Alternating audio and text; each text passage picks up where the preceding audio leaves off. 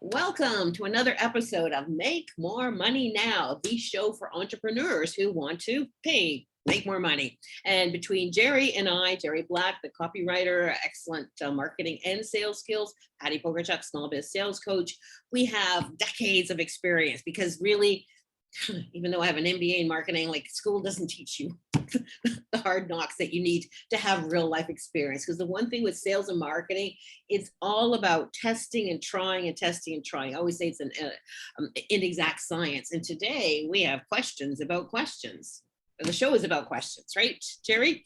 That's exactly right. And before you start, okay, no, go ahead, start. I got a confession to make, but you can ask me about that later. Over to you. Oh, today we're going to talk about one of the most underused selling pages on your website.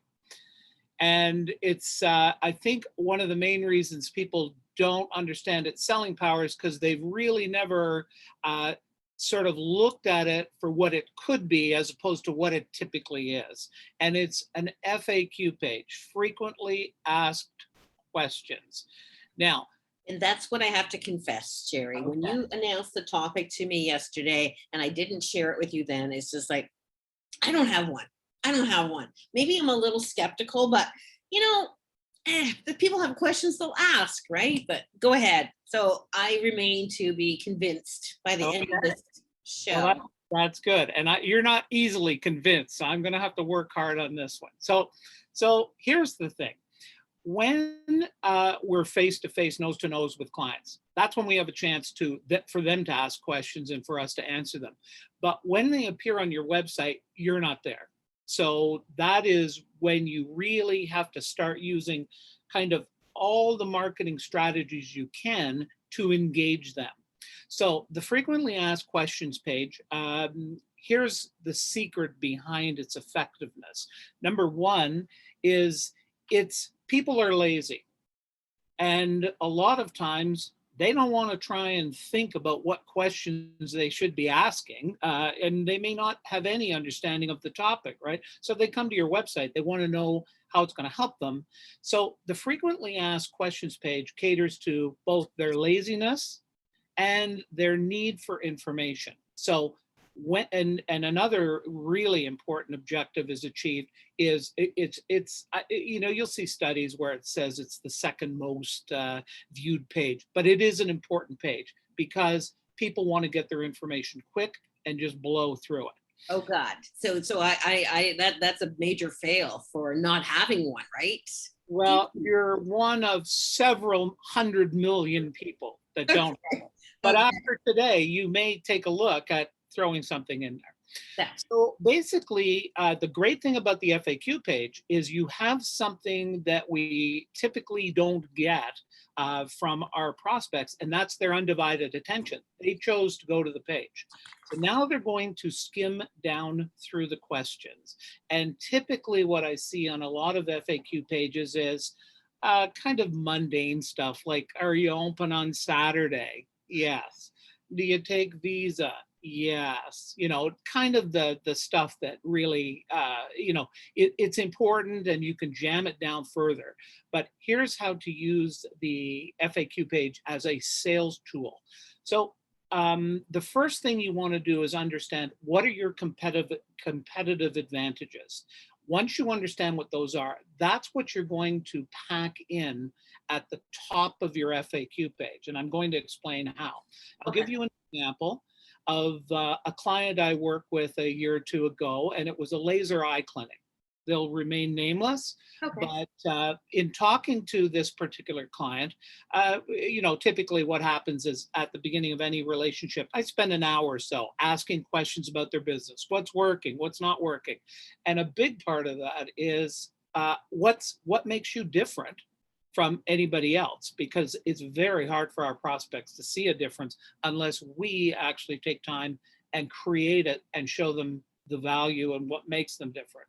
So in talking to this particular laser eye surgeon, I said, well, tell me a few things about the business. He says, well, I own it. I own the practice. Right. Said, okay, so why is that a big deal? He says, because typically what happens is a lot of laser eye clinics, the way this business works is that the docs all work in hospitals. They're ophthalmologists or laser, they've got their own full-time gig in the hospital, and they just parachute in to many of the clinics for the day. And they might do, 10, 20 patients, whatever it happens to be. So I said, okay, well, let's keep talking about, that. So I said to him, so you're the owner. What does that mean for your patients? And he said, well, simply this. The docs that come in, of course, they care about their patients. It's not like they're going to be doing sloppy work, but they're not invested in customer service because once they leave at 5 o'clock, they're gone. And, they really don't care. So when you are an owner of a practice, that's where you take an interest in the service that your customers get. You answer their questions and all of that. So I'm going to circle back to this in a minute, tell you the question we came up with. There was another thing we discovered during the conversation, and he says, well, I don't charge co-management fees. And I said, well, what's a co-management fee? And it's kind of a dirty little insider secret that nobody talks about in the industry, but it's basically a kickback from the optometrist who refers the patients to that laser eye clinic. So what happens is the laser eye clinic gets the business and they build it in to the service fee that they charge. So then that money goes back to the optician. I don't know how prevalent it is today. So like a finder's fee, basically. It's like a finder's fee. Okay. But you as the patient never know that.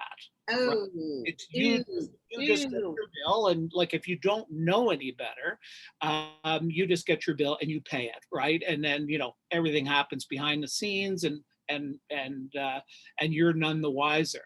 So I went on, I discovered a few more things, but let's take the first two questions. So remember when we started off here, we talked about, do you take Visa, you open SAT, like all those things can be put into the FAQ.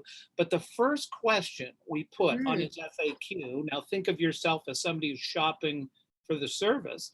The first question we put was, do you own your own practice? Oh. So what happens is the person who's doing the shopping has no idea why that's important. They have no idea that many of the clinics don't own the practice, right? Mm-hmm. So basically the answer that we created was, yes, I do own the practice. And then we went on to talk about all of the great customer service that's available because he owned the practice. And we also talked about the fact that those rent-a-docs that come in, they don't have the same kind of investment in you that I will have. Yeah. I mean, when you have your own practice, whether it's a dentist or a hygienist or even a massage therapist, when you're just sort of the rent-a-doc, as you say, or you're a practitioner, that's not really your local business, right? Because you're just renting a room. Like it's no big deal, because I understand that, when you've got a bricks and mortar place, is that you're part of the community, right? So you have a lot bigger ownership, because especially when you're talking about eyes, it's like, I've only got 2 eyes. I'm never going to do them again, right? So It's got to be word of mouth referral. So to really treat them, with a lot of TLC and a lot of before and after cares, then you're going to get the referrals. Right now, I know on Facebook, my community is really active. South Etobicoke is really active on Facebook. So if somebody wants a laser eye surgery, they just say, hey, who have you used? That's why I'm waiting 4 months to see my eye doctor, because he came so highly recommended, and there's a 4-month wait list. So I'm waiting. I'm actually waiting because it's not that urgent. So I may put it off for 10 years. So what's 4 months, But yeah, it's an interesting, because I would never, and what I would point out, which Ellen Melko Moore, who's apparently the #1 LinkedIn guru according to Forbes, she said, part of your profile should be what you have that nobody else has, because they'll be measured to that standard. So you're the first one to point that out, and that's what they're going to take to every other laser that the place that they look at. Are you, you're just using this office once a week or once a month, it's going to be, oh, so you don't own it. Okay. Right. So it's going to be an X. It's an important distinction. And what happens is, because we're so close to our businesses, we don't think like that. We just, we don't understand that the prospects or the people that we're going to do business with, it's like we almost assume they know how everything works, but they don't. And until we explain it to them, and that's where that FAQ page, you can use that to just really show all of the differences. The second question we asked was, do you charge co-management fees? Okay. So think about it. If you are, if you've already shopped around and gone to 4 or 5 different docs, you may be going, well, this is pretty good. I'll now, what's this question? Do you charge co-management fees?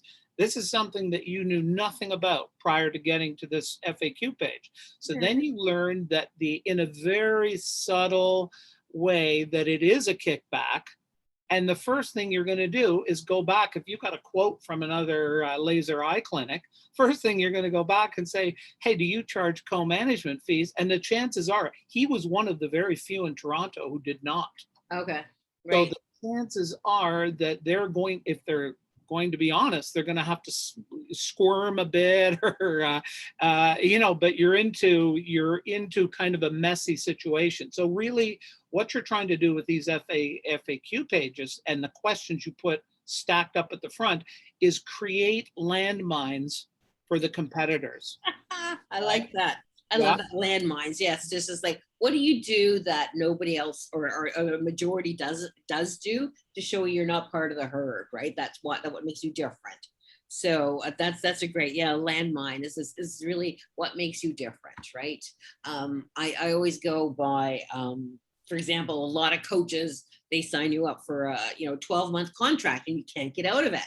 You're signed up, it's non-negotiable. And it's like, I don't do contracts. So that would, for me, would be a really important distinction of I don't do contracts, because one of my best clients who, did major, huge, multi-6-figure contracts, she didn't do contracts. It's just like, okay, if you don't, then why should I? Because it's, to me, it's a sign of trust as well. I mean, that's in the business to business environment. That's a fantastic example, because that could be really your first question.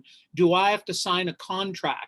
And then you get to explain, no, I earn the right to keep working with you, right? That's very refreshing and very powerful, especially when all your competitors are looking to get them to sign up to these 6-month or 12-month commitments. $10,000, $10,000, $20,000. It's horrendous, and they can't get out of it. Like I'm going, like, I'm not getting any value, and why should I keep paying you? And it's like, signed a contract. Too bad, so sad.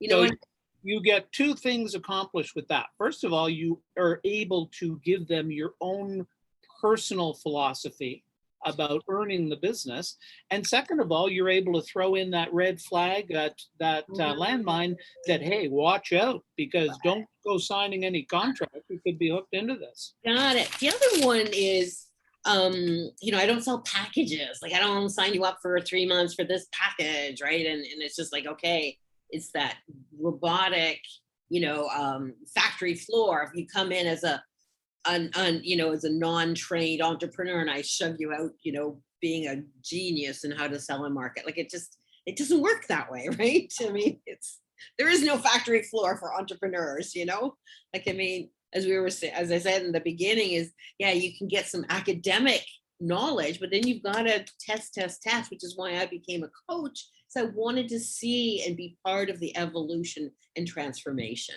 And I think that's really what you're pointing out is the FAQ kind of mirrors that buyer's journey, right? And the learning journey of where do you start and where do you end? I think that's really powerful. Thank you. I'm making notes here, as you can tell. So basically, just to summarize, what you're really trying to do is understand, what is it you do that if somebody were to say, what makes you different from the other guys, that's what you want to lead with, is because they are not going to see that elsewhere. They'll be going to websites that are probably going to, a lot of them will look the same, and a lot of them will be filled with the same blah, blah. So this is your opportunity to really differentiate yourself. Just start thinking about the things that make you different and the things that your clients tell you, are meaningful to them. And you'll be able to create an FAQ page very quickly. I was going to say that's probably the lead in is what are the most frequently asked questions that I get when discovery phase, when you're just talking to people and even when God help us, we get back to face-to-face networking is, what do you do? How do you do? What makes you different? Is that you can really shorten that discovery phase of saying, hey, this is what I do, this is how I do it, and what makes me different, and where's my credentials. There's a link to my brag sheet and reviews and testimonials, so you can link to other pages on your website too. Yep, absolutely. The main thing is you are controlling it, and that's what really puts the selling horsepower behind it. You can control what they see and what you want them to see and how you want them to see it. I for my FAQ page is simply, it's got a lot of information, and it basically is designed to help them feel more comfortable with how to work with a copywriter, because a lot of them don't really understand it. So it's not so much this, in my case, the specific questions. It's more just kind of, hey, this guy's really telling me how it all works and everything like that. I mean, in your case, given if somebody's a life coach, one of those, or somebody in the more soft skills, emotional intelligence, they might not even know what a copywriter is. So that could be one of your questions. What does a copywriter do? Why am I different from a writer? That kind of stuff. So, because people, one thing we know, people don't like to be looking stupid, right? So they don't like to ask questions that might be, they can always Google what's a copywriter, but still it's, when they know they need some marketing help, and then you're a copywriter, it's like, ooh, does that mean you run photocopiers, or what? We assume so much because of our marketing and sales background, but copywriter, line editor, structural, there's so many different terms, and spell it out for people and make them like, oh, so you can help me with this and this, but you don't do this, right? So it's like, it's good. I think making people feel that no question is stupid, right? I think that there's no dumb questions. The only dumb question, in my opinion, is the one you don't ask, because you just, we all have questions. We don't know everything, and that's the only way we learn, by asking questions, which is why I always say selling is listening, not talking. The only way you learn is asking questions, and then listening to the answers, and then going on. But what you're doing is really a form of a discovery session, but you're guiding it on the website in the written word versus the spoken. Yeah, and that's the key word, guiding, is you're leading them through your selling process. And when you control that, and you're not doing anything nefarious, you're controlling it in a way that's helpful to them. You're helping them understand what questions to ask, what's important, because in the end, they want to make an educated buying system. You can even go, so how much does it cost to work with you? And you put in your range of prices, so they know that you're not a $50 an hour, freelancer, but you're into substantial, but it's worth it, because we both bring decades of experience, and generate results. Yeah, exactly. That's right. Yeah, good. I love it. You got me convinced. I'm gonna just start. I'm gonna start this. Well, you'll be amazed when you take a crack at it. It really isn't hard to do, because you are always thinking about the advantages and the competitive advantages you offer, you and the viewers. You're always thinking about it in any sales conversation. So shouldn't take too long just to rough something out and put it up there and see how many times people go to it. Yeah, that's excellent advice. And also it's something you just keep adding on when you go, God, I got asked that question 3 times last week. I got to put it up there. And it'll save me from going on autopilot and going, yeah, I'm more than just a sales coach. I'm a business coach. I help you grow your business, that type of stuff. So exactly. It'll save time and money, right? So, and hopefully convince them that you're the right person to work with. So, okay, convert. I gotta go now. I gotta update my website. All right. We'll see you next time. Next time, we'll see ya. Bye.